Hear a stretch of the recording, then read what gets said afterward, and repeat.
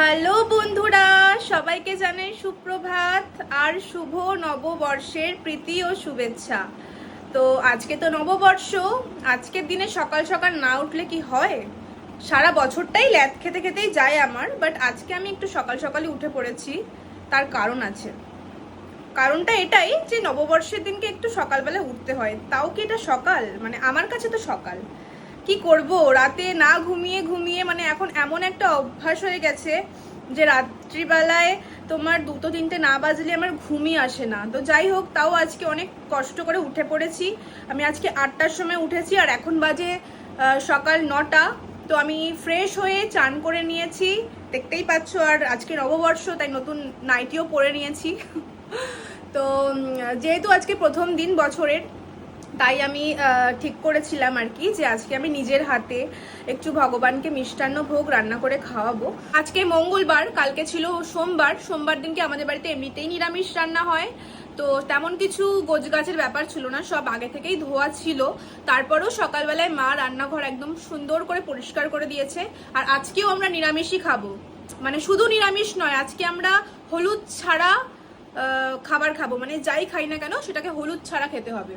জানি না, এটা আমাদের গোষ্ঠী মানে আমাদের পরিবারের একটা নিয়ম বলতে পারো। আমরা পয়লা বৈশাখের দিনকে নিরামিষ খাই, আর যাই খাবার হোক না কেন, নিরামিষ তরকারি হোক বা ডাল হোক, সেটা কিন্তু হলুদ ছাড়া রান্না করতে হয়। তো যাই হোক, সেটাই ছোটবেলায় তো নববর্ষের দিনকে একটা অন্যরকমই ব্যাপার থাকতো, তাই না? সেই মা কিনে রাখতো আগে থেকে ওই সাদা সাদা সুতির, একদম কাগজের মতন সুতির সাদা টেপ জামা যেগুলো ছিল, ওগুলোই পরে ঘুরে বেড়াতাম। আর তারপরে বিকেল হলে হালখাতা করতে যেতাম। হালখাতা তো ছোটবেলা থেকে আমি কিন্তু এটাকে ভুলই বলি। তোমরা কারা কারা বলো? আগে তো হালকাতরা এরকম টাইপের কিছু একটা বলতাম, হালকাতরা না আলকাতরা জানি না। বাট এখন ওকে আমি ঠিক বলছি, হালখাতা, তাই তো? তো যাই হোক, করতে যেতাম। তো ছোটবেলার কথা তো ছোটবেলায় হয়েই যায়, তখন সব কিছুই স্পেশাল ছিল। এখন সময়ের সঙ্গে সঙ্গে, পরিস্থিতির সঙ্গে সঙ্গে সব কিছুই চেঞ্জ হয়ে গেছে। তো এই ভিডিওটা কখন পোস্ট করব আমার কিন্তু ঠিক জানা নেই, কারণ সকালবেলা তো আমি করছি শ্যুটটা। পুজো টুজো দেওয়ার পরে আমার আবার একটু ছোট্ট কাজ রয়েছে, আমি একটু বেরোবো।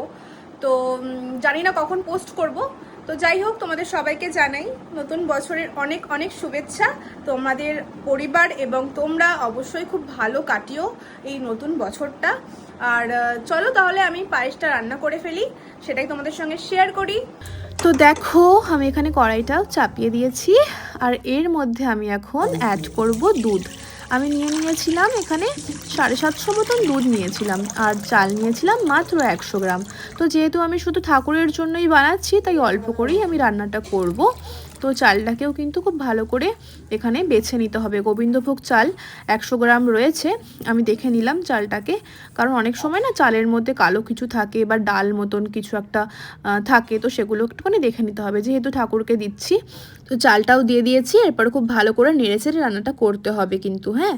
তো এরপরে আমি দেখো কাজু বাদাম আর কিশমিশটাও এখানে নিয়ে নিয়েছি। খুব ভালো করে এগুলোকে পরিষ্কার করতে হবে।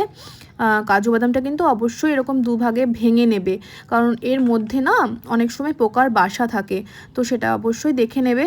তো আমি এখানে প্রত্যেকটা ভেঙে ভেঙে নিচ্ছিলাম, তারপরে ভালো করে জল দিয়ে এগুলোকে ধুয়ে নিলাম। এই কাজগুলো করতে করতে ওদিকে কিন্তু ভুললে চলবে না যে আমার চাল আর দুধটা চাপানো রয়েছে, এটাকে কিন্তু মাঝে মাঝেই নেড়ে চেড়ে দেখতে হবে।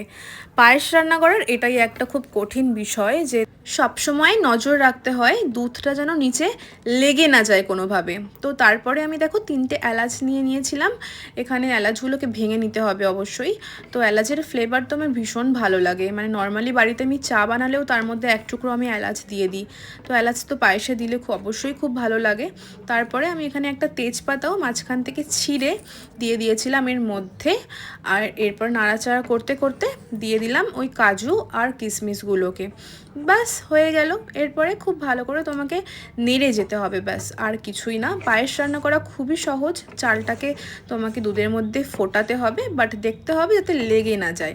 তো নাড়াচাড়া করে আমি এখানে দেখো প্রায় আমার চালটা হয়ে এসেছে। চালটা কিন্তু পুরোপুরি যখন সেদ্ধ হবে তখনই তুমি এর ভেতরে চিনি অ্যাড করবে। চিনিটাও আমি এখানে খুব ভালো করে পরিষ্কার করে নিলাম, যাতে কোনো কিছু খারাপ জিনিস না থাকে। এবার চিনিটা এর মধ্যে দিয়ে দিয়েছি। চালটা আমার ফুটে এসেছে মোটামুটি। তো চিনিটা দিয়ে একটু দুধটা কম পড়ে গেছিলো বলে আমি এর মধ্যে একটুখানি দুধও অ্যাড করেছি। পায়েসটা শোকানোর পর না অটোমেটিক্যালি দুধটা টেনেই নেয় মানে। আর পুরো রান্নাটা কিন্তু তোমাকে অবশ্যই লো ফ্লেমে করতে হবে। মধ্যে একটুখানি সিন্দুক লবণ দিয়েছিলাম, কারণ লবণ না দিলে তুমি যতই চিনি দাও না কেন মিষ্টিটা কিন্তু হয় না। তো দেখো প্রায় আমার পায়েস এখানে কমপ্লিট হয়েই গেছে। তো নামিয়ে নিলাম পায়েসটাকে। এরপরে হচ্ছে আমার এই ভোগটা ভগবানের সামনে দেওয়ার পালা। তো এখানে দেখো আমি ঠাকুরকে প্রসাদ দেওয়ার জন্য সমস্ত কিছু গোছগাছ করছিলাম। আমার ছোট্ট সিংহাসন, আমার বাড়ির সিংহাসন এটা। আমি এখানেই প্রত্যেক দিন দৈনন্দিন ভগবানকে পুজো আচ্ছা করি। এই যে আমার গণ্যু বাবাকে খুব ভালো করে আমি মুছে পরিষ্কার করে নিয়েছি। প্রত্যেকটা ঠাকুরকেই মুছে পরিষ্কার করে নিয়েছি সিংহাসন খুব ভালো করে। এরপর আমি গণ্যু বাবাকে ভালো করে একটা সুন্দর মালা পরিয়ে দেব। তোমরা বলো কেমন লাগছে আমার গণ্যু বাবাকে মালাটা পরে? সুন্দর লাগছে না বলো? তো যাই হোক, এরপর আমি মা লক্ষ্মীকেও একটা মালা দিয়ে দিয়েছি।